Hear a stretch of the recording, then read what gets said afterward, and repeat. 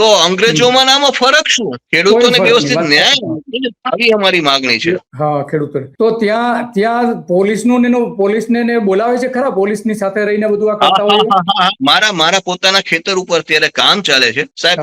કેટલી બધી કરુણા તમે સમજો. મેં એને વાત કરી, મેં તું સાહેબ આ તમે અત્યારે મારામાં કામ કરો છો તો સેઢાપાળા ઉપર મેં તું વૃક્ષ છે એનું પંચરોજનામું તો કરો. આ તો તમારા નિયમમાં આવે ના કે નથી આવતું. જયારે અમે કાપશું ત્યારે તમને પંચરોજનામું કરશો. હવે માનો કે તમે કામ કરો છો, કામ કરતી વખતે વૃક્ષ તમારાથી તૂટી ગયા કે ભાંગી ગયા તો એ તો અમારે એવિડન્સ કઈ રહેવાનો નથી.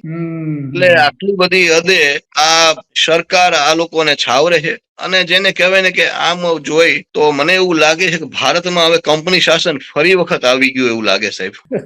આમાં કોઈ લોકશાહી જેવું મન નથી દેખાતું. આ જે ડોક્યુમેન્ટ છે એમાં તમે સમજાવી શકશો? આપણે જે જોઈ રહ્યા છીએ ડોક્યુમેન્ટ, આમાં તમારી દ્રષ્ટિએ શું મહત્વનું છે?